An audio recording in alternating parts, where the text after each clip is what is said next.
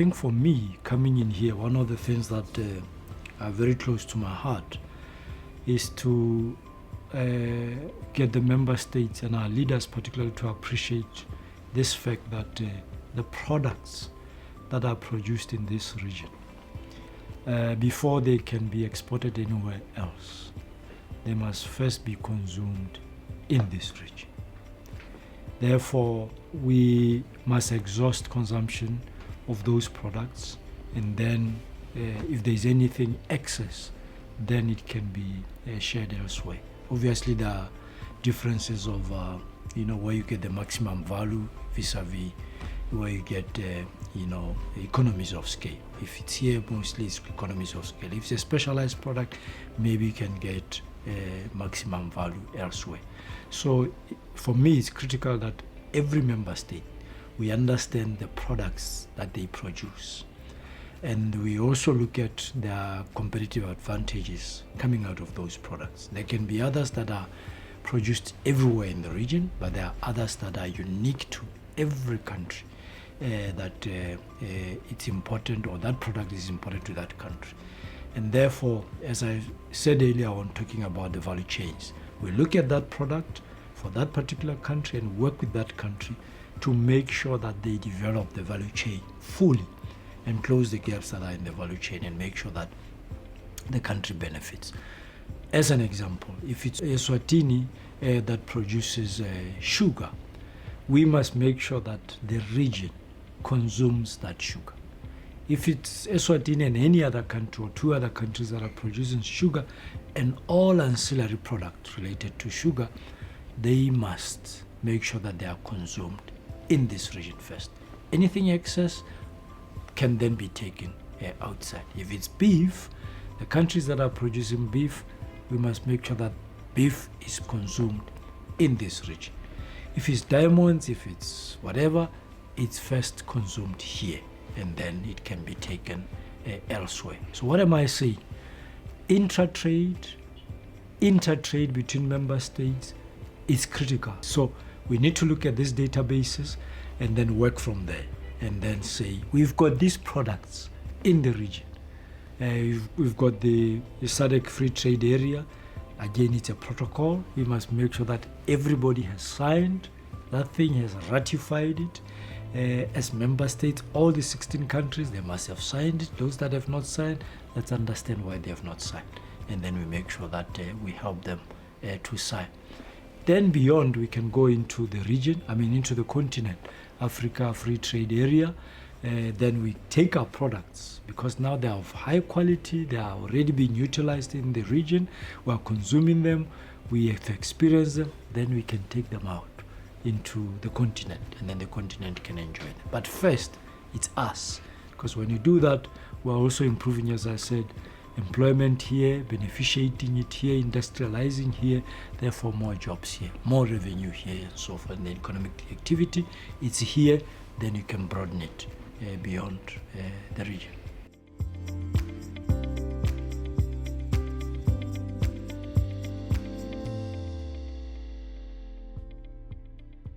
Looking beyond, now using technology. How do you exploit technology as a region?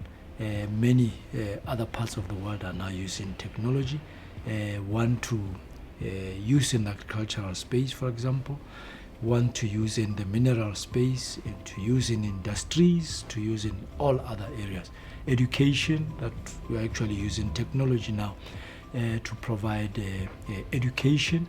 We're using it in the service industry, where we are no longer now paying, in the banks and so forth. We are now transacting electronically. We are now transacting using technologies, latest technologies. Every country, as I spoke about earlier on, have got its unique value that it provides to this region.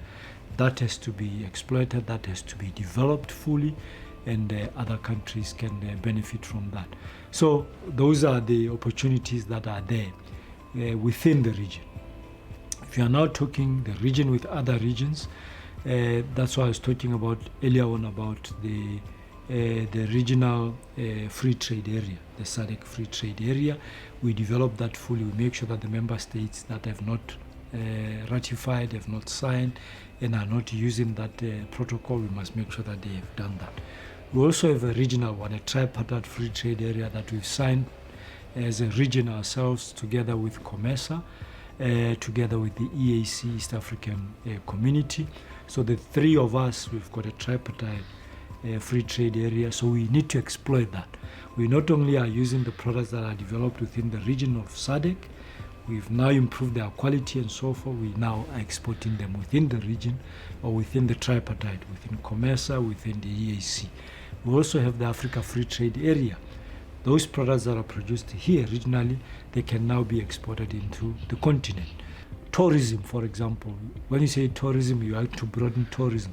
You want to see people that are beyond this region, that are coming into this region. People from Nigeria, people from West Africa, from East Africa, from North Africa, coming, or Central Africa, coming into this region.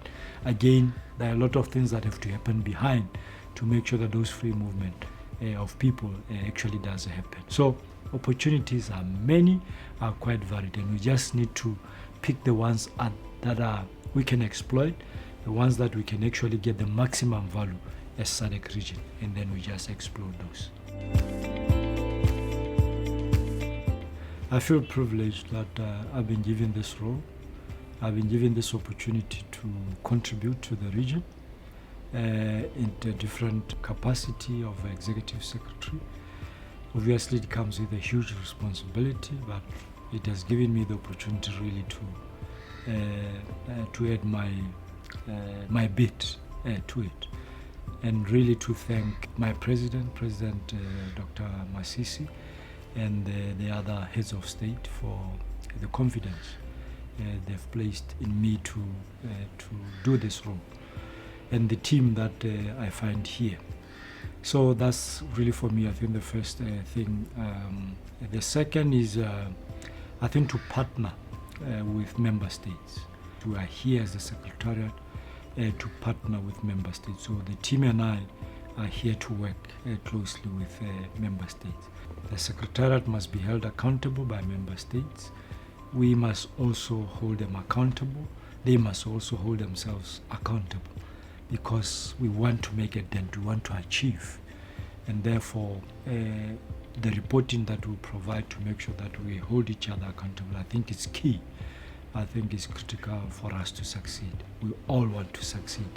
And my message to all the heads of state that I've met and those that I'm going to meet is that we must partner and make a difference. The legacy that must happen in these 10 years, we must all look back and say, we have done something good, we have achieved. And the citizens of this country must look back in the 10 years when it's done and say, yes, there was a different crop of leaders that were in this region, and we see this progress, we see this result that has happened. I think 3 is to you, the media, members of the media. We need to partner with yourselves. You need to continue telling the stories that this region is making, is producing. The good, the bad and the ugly, but more the good if we're actually succeeding on the good. Let's share that good.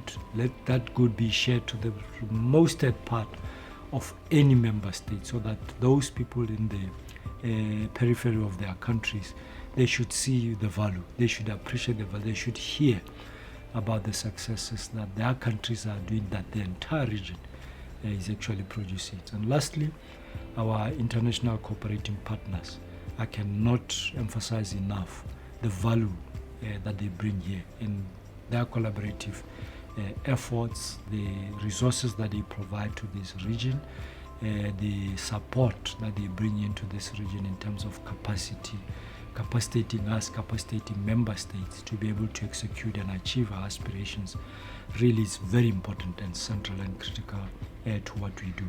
So we want to continue to enhance, and for me is to continue to cement these partnerships and make sure that they produce the value that we want. And lastly, as I said, is the citizenry in this region. I want them to give SADC another opportunity to now see SADC differently. So you can only do that if we engage with them. So I want to engage more with the citizenry. with those that are making decisions at a national level, at regional level, and wherever else, to be able to partner and make sure that SADC succeed. Thank you.